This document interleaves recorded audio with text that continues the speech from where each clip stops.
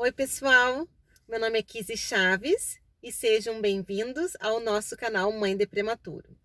Então, hoje eu vou conversar com vocês um pouquinho sobre os desafios que eu já enfrentei e que eu enfrento ainda no dia a dia com a questão da paralisia cerebral que os meus filhos têm. Hoje, em especial, eu vou contar um pouquinho para vocês da dificuldade da alimentação, da disfagia alimentar, né, da dificuldade de deglutição que o meu filho Miguel enfrentou durante muito tempo. Fizemos um treino de anos para uma alimentação e hoje ainda temos alguns obstáculos que a gente, a cada dia nós vencemos ou conquistamos, né? Mais um desafio, mas que temos ainda uma luta, uma jornada, né? De conquistas, de construção, de aprendizado. Então, com o Miguel, para que agora ele, nesse momento, ele está em atendimento com a fono na instituição que ele já frequenta há 4 anos, que é a Kinder, e sem o atendimento de todos os profissionais que passaram na vida do Miguel até agora, nós hoje certamente não estaríamos nesse estágio que nós estamos, que está dentro de um quadro de uma criança que não comia, que agora está comendo, super satisfatório. Então, assim, vou falar um pouquinho de como era antes, para que as mães que estão passando por isso entendam que é um processo longo, tem que ter muita paciência, mas que ele acaba acontecendo, tá? Então, o Mig foi um bebê que ficou muito tempo, ele ficou 11 meses dentro da UTI, no Hospital Moinhos, e desses 11 meses, uns 9 meses e meio, 10, ele ficou entubado. Ele usou o tubo na boquinha, né, durante acho que uns 8 meses, para depois fazer a traqueostomia.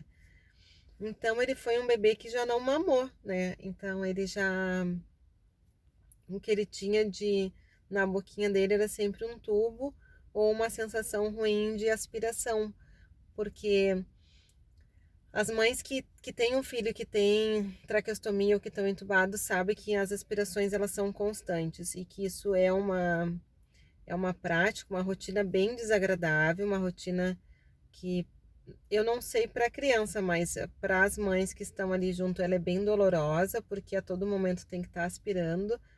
E eu acho que isso acaba gerando algumas conexões na criança de sentimentos e sensações ruins, né? Então, o Miguel, como ele usava tráqueo e a paralisia dele não permitia que ele tivesse então esse mecanismo de deglutição, porque ele também tinha na época laringo e faringomalácia, né? Então colabava aqui o pescocinho, a parte interna. Ele usou gastro até o ano passado, até o final do ano passado, isso. Que daí nós tiramos em casa, com muita felicidade.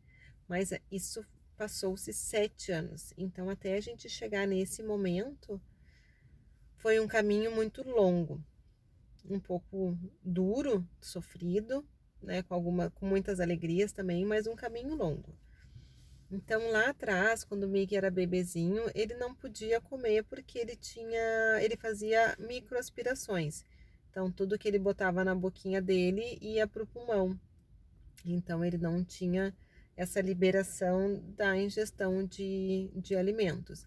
Mas ele fazia já tratamento, não sei, é tratamento que se fala, eu acho que é terapia, né? Que se fala, ele já fazia com a fono desde que ele foi para casa com a tráqueo. E ali começou então a questão da deglutição, da mastigação, do treino, né? Para começar a aprender a mastigar, a linguinha posicionar melhor.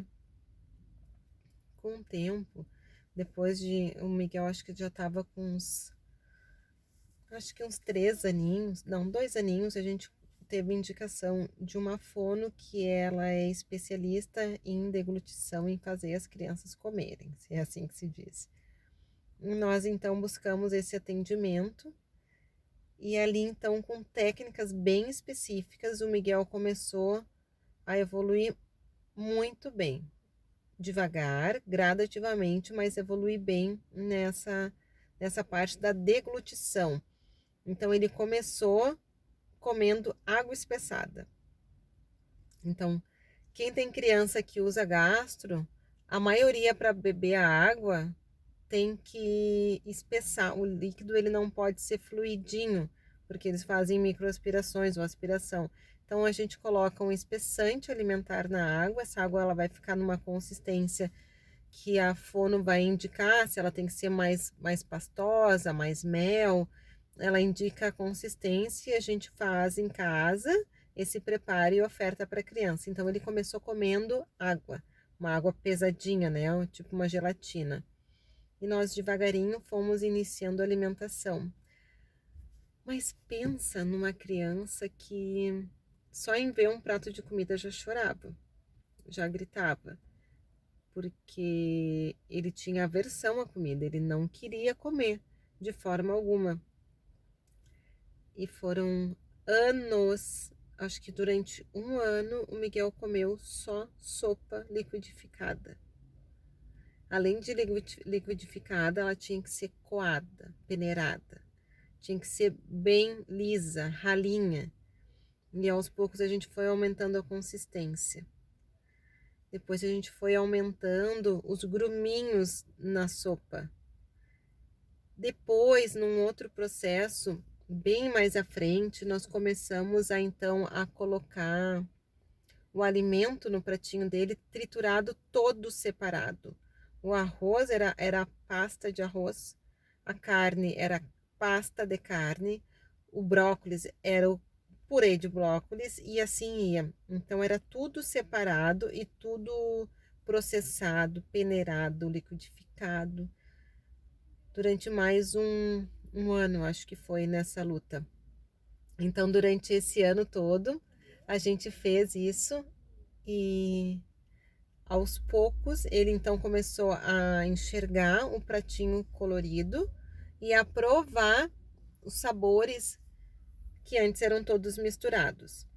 Esse processo todo da alimentação era junto com a gastrostomia, então ele tomava via gastro a quantidade de Fortini que era indicado, que ele toma até hoje, mas aí é via oral. Na época era tudo pela gastro, ele tinha uma quantidade que ele tomava, a gente ofertava na gastro, então no frasquinho, e ofertava também a alimentação oral, que era mais para um treino, né? Ela não tinha um valor calórico grande. Então isso foi passando, a gente daí começou, depois de muito tempo, a deixar o arroz papa, a carne ser feita sempre na pressão, a batata ser um pirezinho mais pesado e a gente começou aos poucos e mudando essa consistência.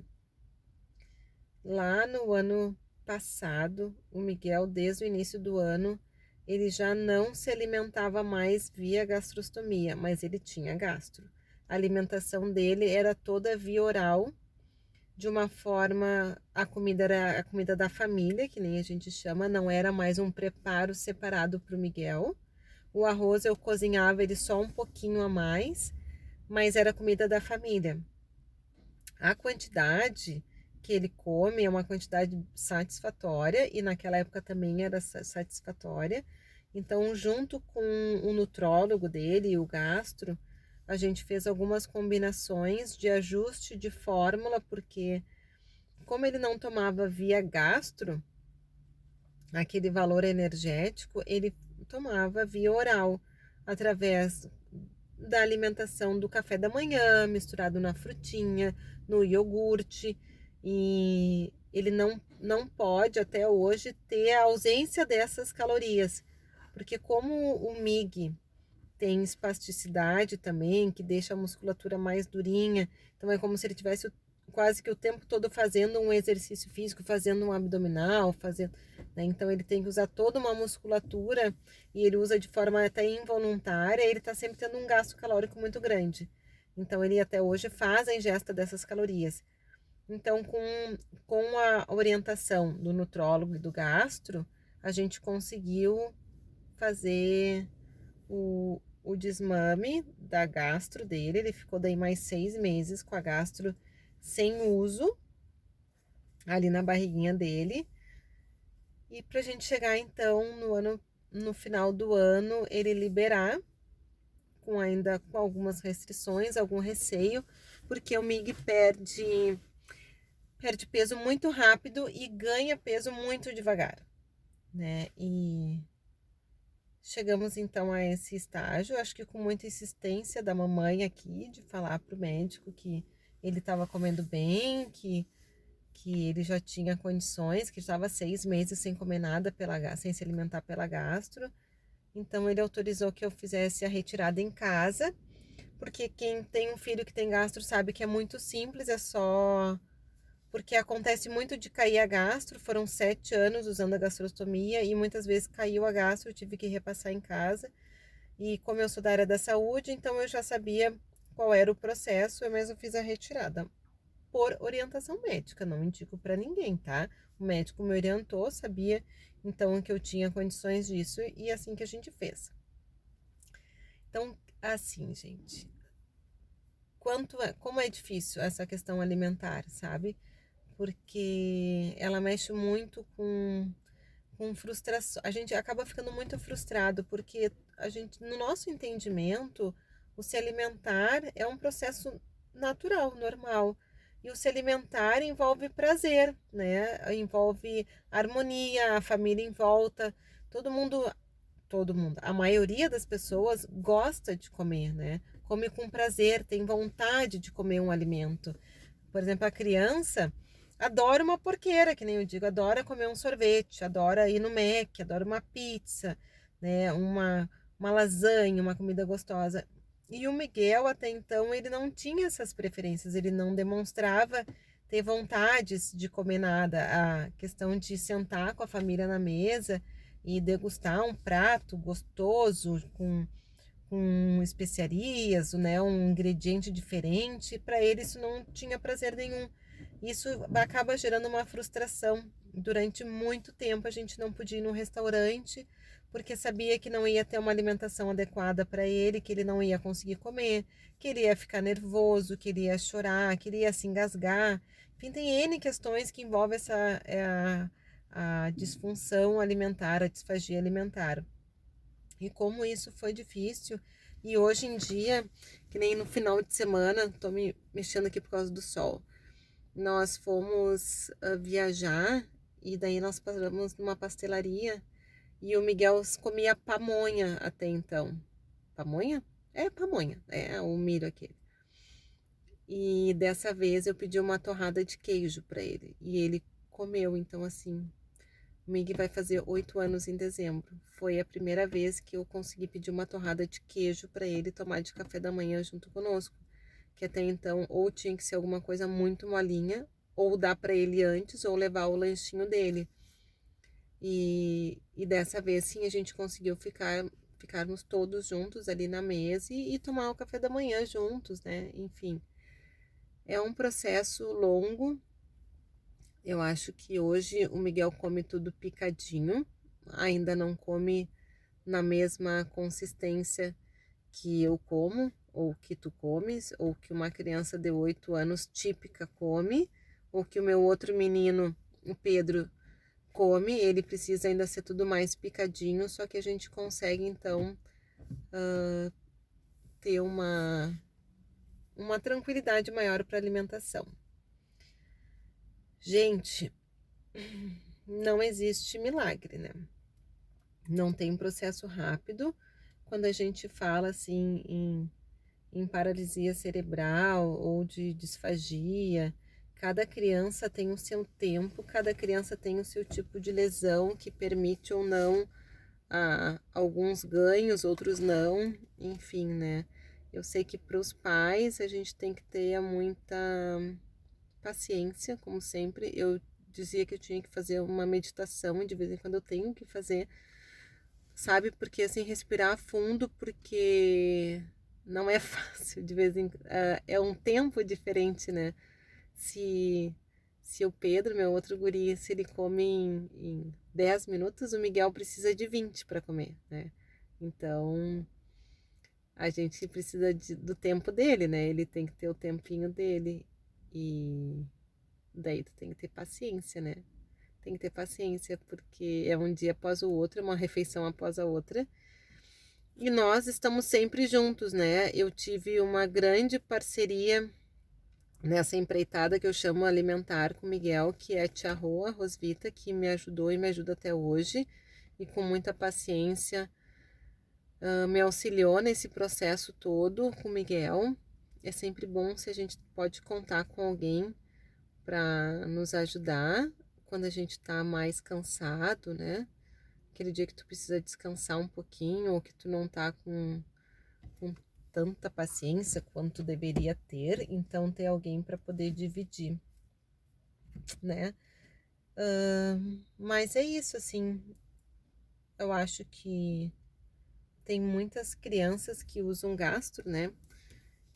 E, e muitas mães que têm esse desejo que o filho se alimente junto com a família. Eu escutei por diversas vezes que o Miguel não iria comer, que ele não iria tirar gastro, né? E isso me incomodava muito, me incomodava mesmo, né? Antes me incomodava muito a traque. Nossa, a traqueostomia me incomodou muito. Quer dizer, me incomodou a mim, né? Mas gerou um sofrimento para ele, né? Tô dizendo como mãe, porque o sofrimento foi certamente dele. Mas a gastro tinha essa questão social da alimentação, de ir num restaurante colocar a gastro dele, né? Porque ele se alimentava dessa forma, as pessoas todas ficam olhando e ficam curiosas, né? Que é natural, é algo que é diferente, né? Mas isso me incomodava muito. E quando diziam que o Miguel não ia comer porque ele tinha essa aversão muito grande, ele botava tudo para fora, ele se engasgava, né? Ele suava, ficava nervoso. E eu sempre pensava, não, mas ele vai conseguir, uma hora vai conseguir. Ele ainda vai comer um churrasco aqui conosco. E hoje em dia ele come, né? Picadinho, mas ele come churrasco e gosta. Agora eu vou mostrar pra vocês um vídeo. Ele comeu pipoca esses dias, uma pipoca caramelada. Ele já comeu batatinha frita e ele pede com o olho, sabe? Ele me olha assim e pede. Ele vê que eu vou dar pro mano e me olha com uma cara assim que deu o meu. E carne com farofinha. Ontem ele comeu uma rosca com chocolate. Ele não quis a rosca molhada no leite, porque eu molhava no leite, né, para ficar mais fácil para ele. Ele não quis. Ele comeu a rosca separada e depois tomou o iogurtezinho dele. Então, deu certo, assim, né? Claro, a gente ainda tem um caminho grande pela frente, né? Por muitas coisas ainda que ele tá em um processo de aprendizado e que ele é pequenininho, mas acredita que dá, tá? Um super beijo para vocês. Até o próximo vídeo. Tchau, tchau.